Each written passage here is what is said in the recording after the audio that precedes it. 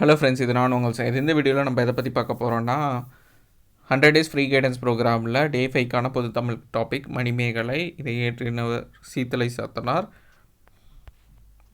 இந்திர விழா சிலப்பதிகாரத்திலும் மணிமேகலையும் விவரிக்கப்படுகிறது. இம்பார்ட்டண்ட்டானது, exam point of வியூவில் இது கேட்கலாம். அதுக்கடுத்து டேரெக்டாக நீங்கள் நூல்வெளி வந்துருங்க.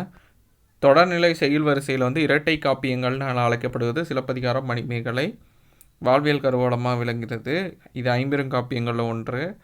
அடுத்து மணிமேகலையின் துறவு என்னும் வேறு பெயரும் இதுக்கு உண்டு. இன்னொன்று பெண்மையை முதன்மைப்படுத்துவதால் இது புரட்சி காப்பியம் என அழைக்கப்படுகிறது. ரொம்ப ரொம்ப இம்பார்ட்டன்ட், புரட்சி காப்பியம் என அழைக்கப்படுவது.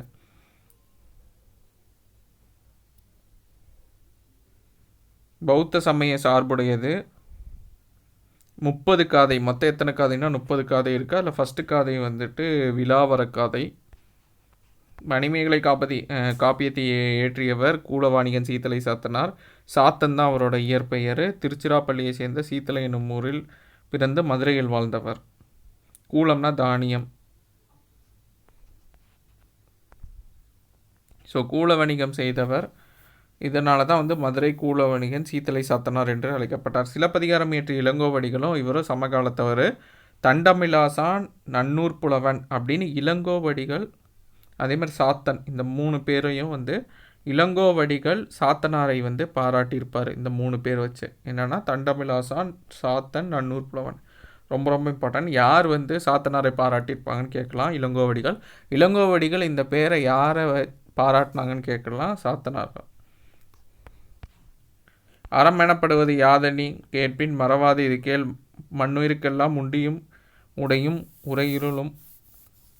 உரையிலும் அல்லது கண்டது இல் அப்படின்னு சொன்னது என்ன இதுன்னா மணிமேகலை. இதுவும் கேட்கலாம். அறம் எனப்படுவது யாதனின்னு ஸ்டார்ட் ஆகிறது. ஓகே, டேரெக்டாக நம்ம பாடல்கள் பார்க்குறதுக்கு முன்னாடி பாடலின் பொருள் பார்த்துடலாம்.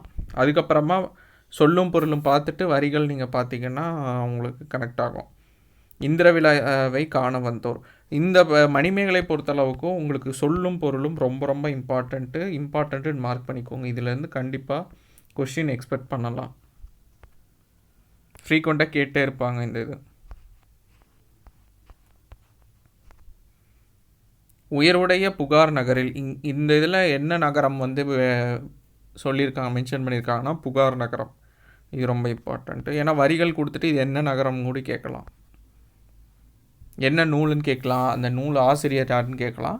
ஸோ அந்த வகையில் இது என்ன நகரம்னா புகார் நகரத்தை பற்றி தான் பேசுகிறாங்க. என்ன விழானா இந்திர விழா. உயருடைய புகார் நகரில் மெய்ப்பொருள் உணர்த்தும் உலகியல் தத்துவம் வீடு பேர் ஆகிய பொருட்களை அவரவர் இயற்கை தன்மைக்கேற்ப விளக்குபவராகிய சமயவாதிகள் கூடியிருக்கின்றன. தமது நெறியில் சிறந்தவராக விளங்கும் காலத்தை கணக்கிட்டு சொல்லும் காலக்கணிதரும், அதாவது சமயவாதிகள் இருக்காங்க, காலக்கணிதரும் கூடியிருக்கிறாங்க. இந்நகரை விட்டு நீங்காதவாய் தேவருடலை மறைத்து மக்கள் உருவில் வந்திருக்கும் கடவுளரும் கடல் வழி வாணிகம் செய்து பெரும் செல்வம் காரணமாய் புகார் நகரில் ஒன்று திரண்டு பல மொழிகள் பேசும் அயல் நாட்டினரும் குழுமியிருக்கின்றாங்க. அரசருக்குடைய குழு மொத்தம் 2 இருக்குது. 50 என் பேராயம், அதை சேர்ந்தவங்களும் அரசவையில் ஒன்று திரண்டு இருக்காங்க. விழா முன்னேற்பாடுகள். தோரணம் கட்டி தெருக்களிலும் குற்றமில்லாத மன்றங்களிலும் பூரண கும்பம், பொற்பாலிகை, பாவை விளக்கு, பல வகையான மங்கள பொருட்கள் முறையாக அழகுபடுத்தி வையுங்கள்.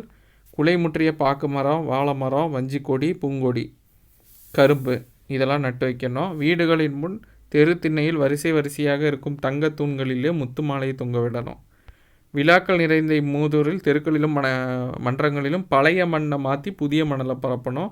துகில் கொடிய கம்புகளை கட்டிய கொடியும் பெரிய மாடங்களின் வாயில்களிலும் சேர்த்து கட்டணும்.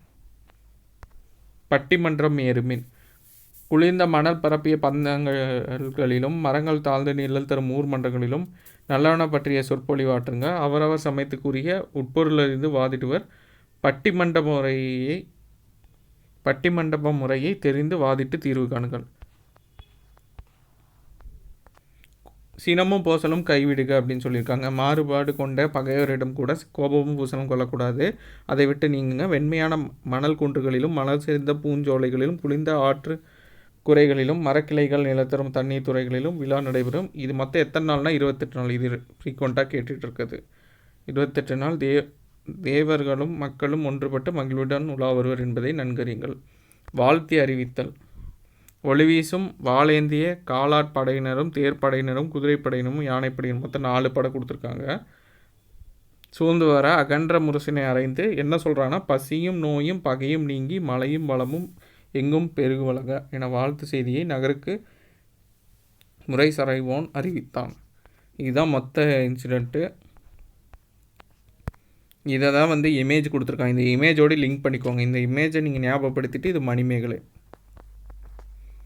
இதுக்கு முன்னாடி வந்து பெரிய புராணத்துக்கு ஒரு இமேஜ் இருக்கும். இப்போ உங்களுக்குனால நீங்கள் ஆல்ரெடி படிச்சிருப்பீங்க. அது என்ன இமேஜ்னு உங்களால் ரீகலெக்ட் பண்ண முடியுதான்னு இப்போ பாருங்கள்.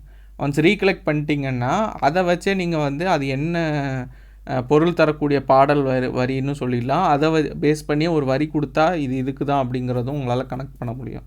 கனெக்ட் பண்ணிவிட்டு உங்களால் ஆன்சர் பண்ண முடியும். அந்த மாதிரி லிங்க் பண்ணி பிக்சரோடு லிங்க் பண்ணி படிச்சுக்கோங்க, ஈஸியாக இருக்கும். பாடல் வரி கொடுத்து இது என்ன பாடல் வரின்னு கேட்டாங்கன்னா.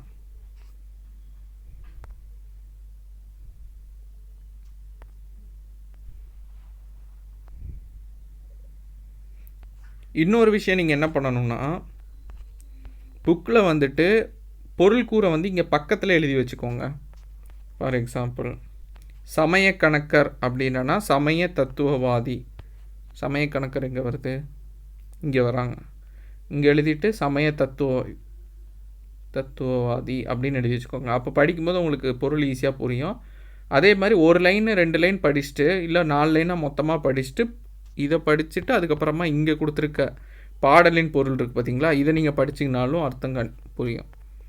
ஃபார் எக்ஸாம்பிள் மெய்த்திறம் வழக்கு நன்பொருள் வீடென்னும் இத்திரம் தத்தம் இயல்பினர் காட்டும் சமய கணக்கரும். ஸோ சமய கணக்கரை பற்றி தான் சொல்லியிருக்காங்க. உயருடைய புகார் நகரில்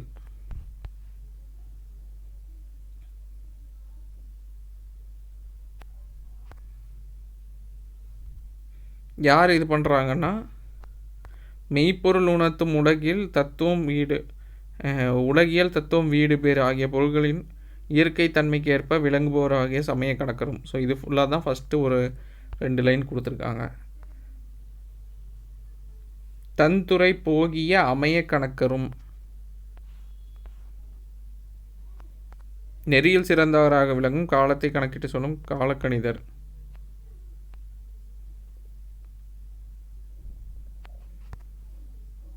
அகலாராகி கரந்துரு எய்திய கடவுளாரனும் நீங்காதவராய் தேவர் உடலை மறைத்து மக்கள் உருவில் வந்திருக்கும் கடவுளரும்.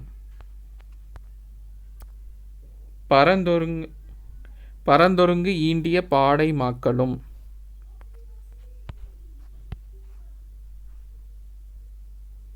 பாடை மக்கள்னா பக்கத்தில் எழுதி வச்சுக்கோங்க, பழமொழி பேசும் மக்கள்.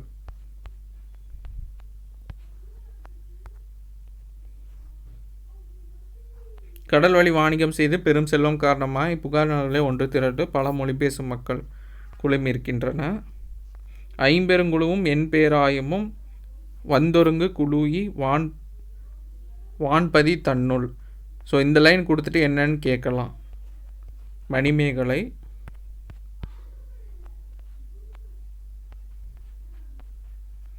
ஐம்பெருங்குழு என் பேராயத்தை சேர்ந்தவர்களும் அரசர்கள் ஒன்று திரண்டிருக்கின்றன அப்படின்னு சொல்லியிருக்காங்க. குழு இ அப்படின்னா ஒன்று கூடி, இதுவும் பக்கத்தில் எழுதிக்கோங்க.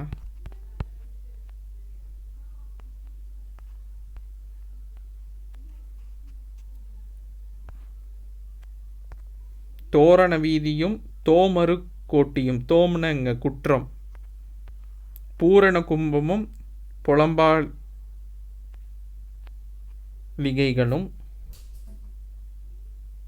பாவை விளக்கும் பலவுடன் பரப்புவின். தோரணம் கட்டிய தெரு, குற்றமில்லாத மன்றங்கள். ஸோ இங்கே குற்றம்னா தோம். பூரண கும்பம், பொற்பாலிகை, பாவை விளக்கு. ஸோ இங்கே வந்து புலம் பாலிகை தான் பொற்பாலிகைன்னு சொல்லியிருக்காங்க. பல வகையான மங்கள பொருட்களை முறையாக அழகுபடுத்தி வையுங்கள்னு சொல்லியிருக்காங்க.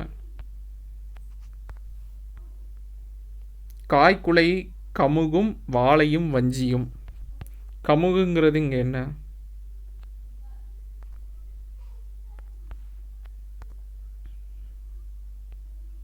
பாக்கு மரத்தை தான் கமுகுன்னு சொல்கிறாங்க. வாழை வஞ்சி, மற்ற ரெண்டு பாருங்க, வாழை வஞ்சி.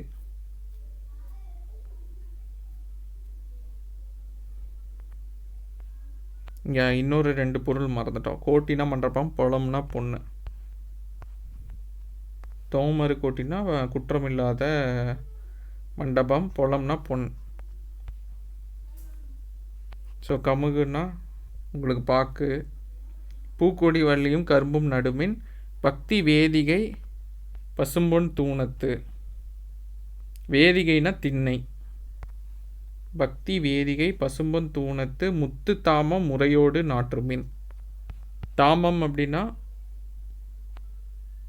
மாலை, தூணம்னா தூண்.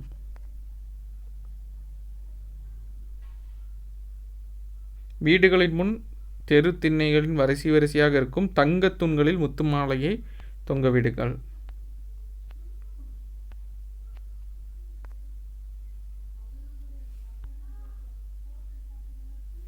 விளவுமலி மூதூர் வீதியும் மன்றமும் பல மணல் மாற்றுமின் புது மணல் பரப்புமின். பழைய மணலை மாற்றி புது மணலை இது பண்ணணும்னு சொல்லியிருக்காங்க.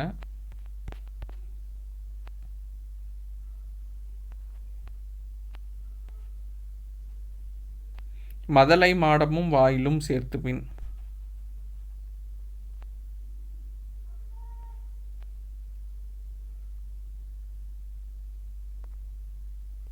துகில் கொடியும் கம்புகளில் கட்டிய கொடியும் பெரிய மாடங்களிலும் மாட வாயில்களிலும் இது பண்ணணும்னு சொல்லியிருக்காங்க.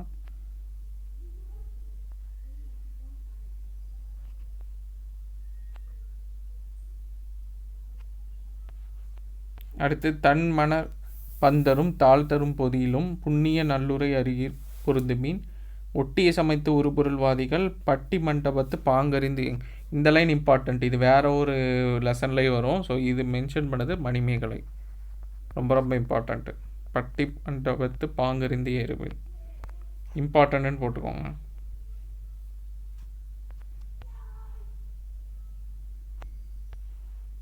ஸோ அடுத்து வர்றதே அப்படி நீங்கள் இது பண்ணிக்கோங்க. ஃபைனலாக இந்த லைன் இம்பார்ட்டன்ட். பசியும் பிணியும் பகையும் நீக்கி வசியும் வளரும் சுரக்க என வாழ்த்தி அணிவிழா அறந்தனன் அகநகர் மறு. பொருள் கூறில் வந்துட்டு உங்களுக்கு கதலிகை கொடி சிறு சிறு கொடியாக பல கொடிகள் கட்டியது. கால் ஊன்றி கொடி, கொம்புகளில் கட்டும் கொடி. வினோதம்னா துணியாலான கொடி. இந்த மூணையும் பார்த்துக்கோங்க, கொடி வகைகளே சொல்லுங்கள். வசினா மலை, செற்றம்னா சினம் கோபம், கலாம்னா போர், துருத்தினா ஆற்றுக்கிடையே இருக்கும் மணல் திட்டு. ஐம்பெருங்குழு எம்பேராயத்தில் எவ்வளோ பேர் இருக்காங்கன்னு பார்த்துக்கோங்க. அமைச்சர், சடங்கு செய்வோர், படைத்தலைவர், தூதர், சாரணர். எண்பேராயத்தில் கரணத்தியலவர், கருப விதிகள், கடக சுற்றம், கடைக்காப்பாளர், நகரமாந்தர், படைத்தலைவர், யானை வீரர், இவுளி மறவர். ஸோ இதெல்லாம் இருக்காங்க. பொருந்தாததை தேர்ந்தெடு சொல்லி கொடுக்கலாம். இதில் இருக்கிற ஒரு 3 பேரை கொடுத்துட்டு இதில் இருக்கிற ஒருத்தரை கொடுத்தாங்கன்னா நமக்கு தெரியாது. ஸோ அதனால் ரெண்டையும் பார்த்துக்கோங்க, இந்த 2 பிரிவையும். ஸோ இதோடு இந்த மணிமேகலை முடிச்சிச்சு. அப்கமிங் வீடியோஸில் அடுத்து அகழாய்வுகள் சம்மந்தமாக பார்க்கலாம். தேங்க்யூ.